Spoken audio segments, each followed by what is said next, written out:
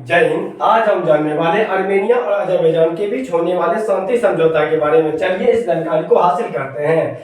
तो मुद्दा था कि विवाद का क्षेत्र जो था, ये शांति समझौता होने का कारण था एक मुद्दा। ये मुद्दा क्या था? तो नागोर्नो काराबाख का क्षेत्र।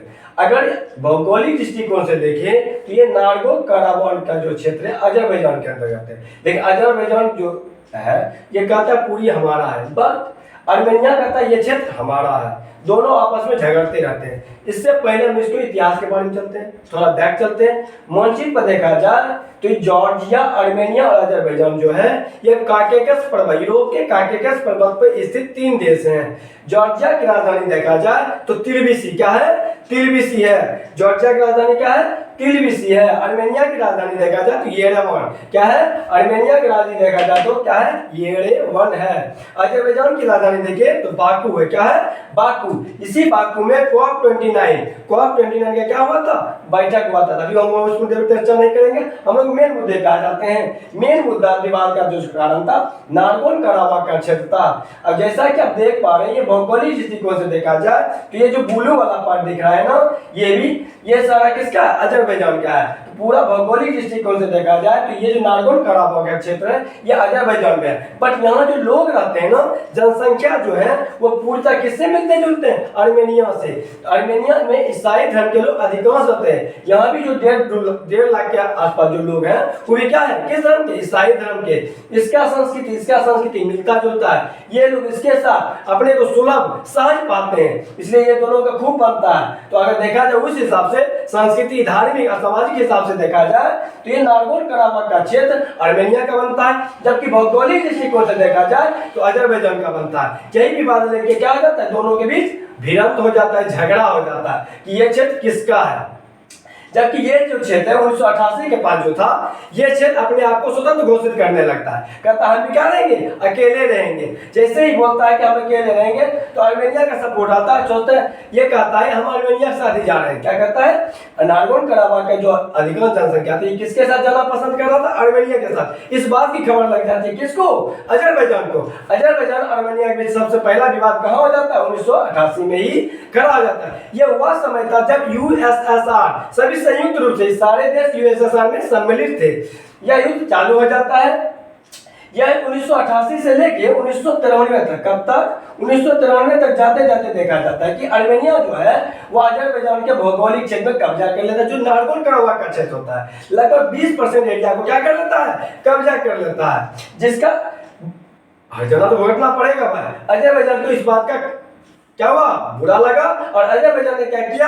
रूस की, यहाँ आता है रूस इंटरफेयर करता है 1994 में और इनके बीच शांति समझौता करा दिया जाता है। लेकिन अब बोलिए, इसका क्षेत्र हड़प लिया, ये शांति रहेगा? नहीं रहेगा। ये विवाद आगे भी जाएगा। यही कारण होता है कि 1994 में जो शांति समझौता कराया गया इसे अजरबैजान का हिस्सा मान लिया गया। बोला कि तुम्हारा है नागोर्नो काराबाख क्षेत्र, भौगोलिक रूप से तुम्हारा है, आधिकारिक रूप से तुम्हारा है, तो तुम्हारा ही रहेगा। किसने?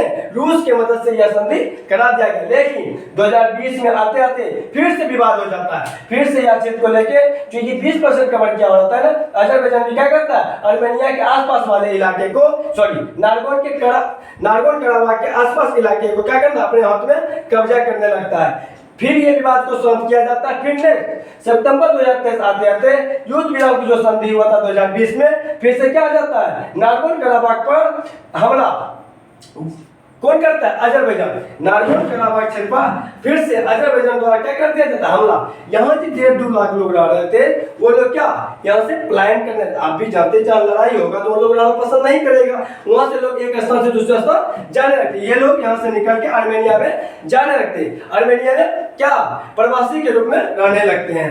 तो इसी विवाद को लेकर अभी जो हमारे डोनाल्ड ट्रंप चाचा जो है उन्होंने क्या किया? दोनों के बीच शांति समझौता स्थापित करने का काम किया। इससे पहले हम देख लेते हैं आर्मेनिया का भारत के साथ कैसा संबंध है, अजरबैजान के साथ कैसा संबंध है। आर्मेनिया को सपोर्ट करता देश को देखें तो भारत है, अमेरिका है, रूस है, यूरोप के अधिकांश देश किसको सपोर्ट करते हैं? आर्मेनिया को। जबकि अजरबैजान को देखें तो पाकिस्तान, तुर्की और अधिकांश इस्लामी देश, क्योंकि अजरबैजान में जो है 95% जो है मुस्लिम समुदाय के लोग रहते हैं, इस्लामिक समुदाय के लोग रहते हैं। इसलिए यहाँ के जो है इस्लामिक समुदाय के जो भी देश है वो इसको बहुत ज्यादा सपोर्ट करते हैं। वही आर्मेनिया को देखा जाए तो भारत, अमेरिका, रूस बहुत बड़े बड़े कौन प्रजातंत्र लोकतांत्रिक देश इसको सपोर्ट करते हैं। रूस जैसे देश भी इनको सपोर्ट करते हैं। चलिए भारत के सापेक्ष हम लोग देख लेते हैं। भारत का आर्मेनिया के साथ बहुत ही अच्छा संबंध है। आर्मेनिया हमारे साथ हमेशा खड़ा रहा था। जैसे यूनाइटेड नेशन संयुक्त राष्ट्र में अगर अस्थायी परिषद का बात बनाने के बाद हो भारत के बाद में, तो भारत के पक्ष में ही वोटिंग करता है। हमारा कश्मीर मुद्दे के बात पर भी आगे आके समर्थन करता है। यहाँ तक ही नहीं, हमारे प्रत्येक मुद्दे पर ये हमारे क्या करते हैं, सपोर्ट करने का काम करता है। कौन? आर्मेनिया। तो भारत ने भी इसका सपोर्ट किया है। भारत ने भी इसका सपोर्ट किया है। चलिए आगे देखते हैं। अजरबैजान, अजरबैजान पाकिस्तान, तुर्की, पाकिस्तान अजरबैजान दोनों क्या है, बहुत ही अच्छे घनिष्ठ दोस्त है। तुर्की भी क्या है, अच्छे दोस्त है। तुर्की भी क्या है, अजरबैजान के बहुत ही अच्छे सपोर्टर है। क्या है, तो पाकिस्तान जो है वो तो आर्मेनिया को देश ही नहीं मानता, कहता हमारे नजर में आर्मेनिया नाम का कोई देश है ही नहीं। अरे पाकिस्तान की क्या होगा, किसको देश बोलना है किसको नहीं बोलना, खुद तो आटा कीन के खाता है। चलिए आगे देखते हैं। तो इसके भी जो शांति समझौता हुआ, इसके कराने का काम कौन किया, डोनाल्ड ट्रंप चाचा ने किया। ऐसा क्यों किया अभी जानेंगे हम लोग। देखिए इसके शांति समझौता का जो मसौदा तैयार हुआ मार्च 2025 में ही कर दिया गया था। कब? मार्च 2025 में ही कर दिया गया था। इस शांति समझौते को लागू कब किया, यानी साइन कब करवाया गया, तो 8 अगस्त 2025 को। किसने? डोनाल्ड ट्रंप चाचा ने। अब ये ऐसा क्यों किया? अभी एक क्षेत्र हमारा विवाद हुआ था भारत का पाकिस्तान के साथ पहलगाम मुद्दे पर, जिसका बदला ऑपरेशन सिंदूर के तहत भारत ने पाकिस्तान को मजा चखा कर दिया, जिसका दोनों देशों के बीच शांति समझौता कराने का किसने किया, डोनाल्ड ट्रंप ने। पाकिस्तान जो था पूछा कि डोनाल्ड ट्रंप को बोला चाचा चाचा हमारा क्या जो है भारत के साथ क्या हो गया, लड़ा हो गया, थोड़ा सुलझा दीजिए। तो डोनाल्ड ट्रंप चाचा आते हैं और दोनों को क्या करवा देते हैं, शांति समझौता करवा देते हैं।